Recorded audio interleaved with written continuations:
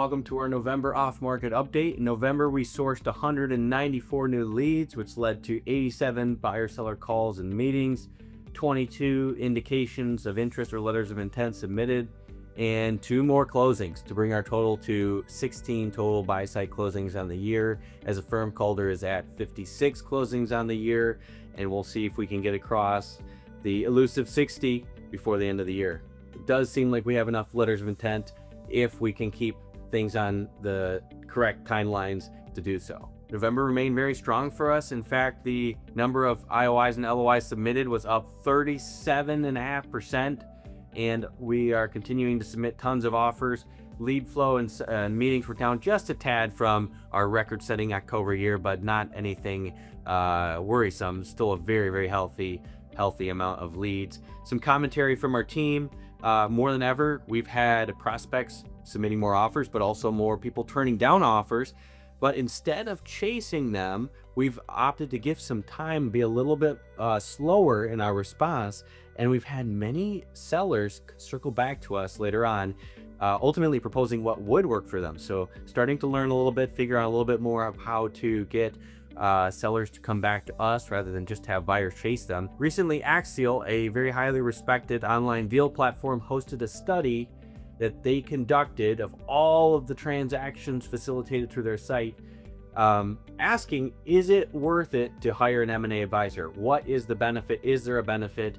And what they found was, on average, across all of their deals in the lower and middle market, the average multiple for sellers that did not go to market was around 5.2, whereas the average multiple for sellers that did use a broker or an advisor or an investment bank to go to market and run an auction process earned on average a 6.4 times multiple. That's 1.2 times multiple difference that they found for sellers that go to market and run an auction process.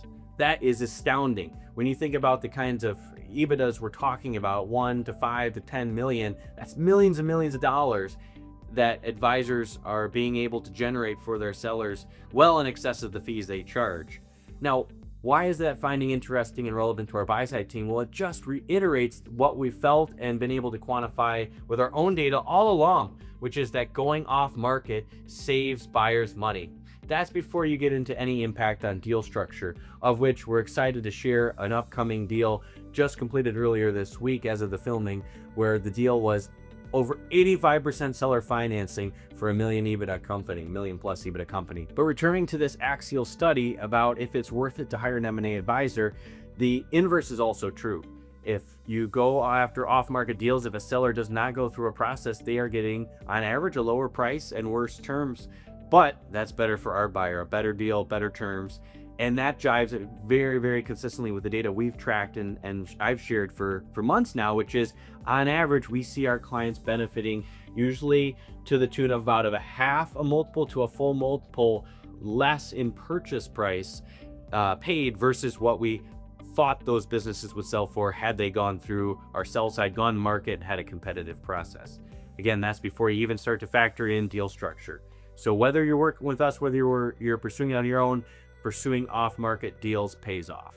Calder's buy-side team is very proud to announce the closing of Priest Machining and Assembly, which was acquired by our client, the buyer Highline Group, both Colorado-based. Priest Machining and Assembly is a manufacturing business specializing in precision machining, light assembly, and focused on industrial end markets such as aerospace, defense, and semiconductor. The entire process from Highline hiring us to closing took around 8 months. And during that time, Calder generated 39 introductions. Our client pursued 16 of those in earnest, submitted 4 offers, and resulting in the closed deal in 8 months with Priest Machining. We're excited to see Highline's leadership of Priest going forward and success, and hope to have the chance to work with them again.